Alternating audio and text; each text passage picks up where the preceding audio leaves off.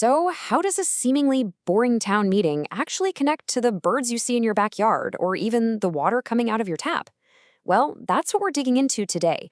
We're going to unpack all the latest environmental happenings to show you how these small, local decisions are making some really big waves right outside your own front door. And it's a really good question, isn't it? The answer is a lot, actually. Turns out, these local meetings are the starting point for pretty much everything, from the small community projects to the big town-wide policies. We're talking about stuff that affects everything from our public parks all the way down to the pipes under our streets. Okay, so here's our game plan. We're going to start from the ground up. Literally. First, we'll get our hands dirty looking at some awesome community greening projects.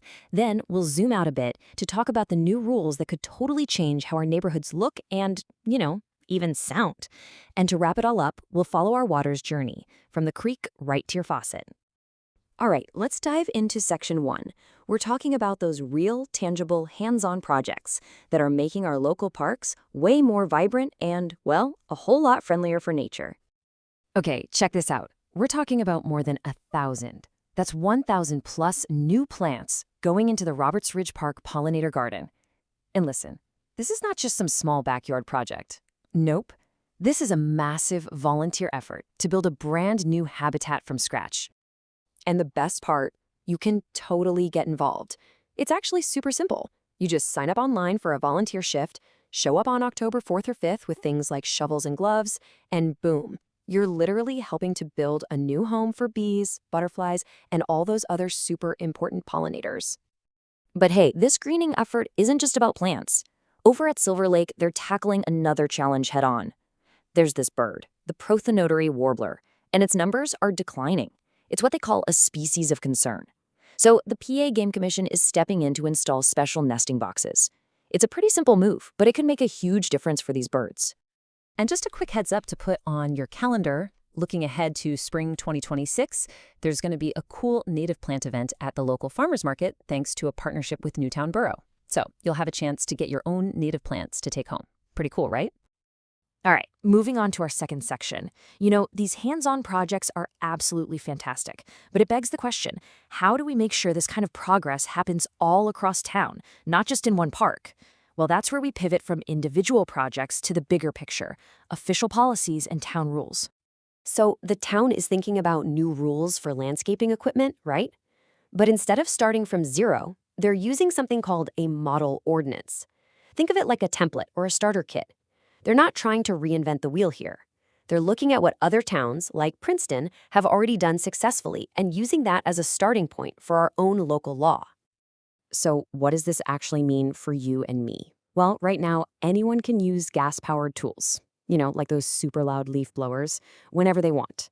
The new proposal, it would limit that to just a few specific weeks in the spring and fall, for those big seasonal cleanups. The rest of the year, the idea is to encourage everyone to use quieter, electric alternatives. Now, hold on. This isn't happening tomorrow. It's a whole process. Right now, the idea is just being talked about by the Environmental Advisory Council. Then, this fall, they'll tweak it based on feedback.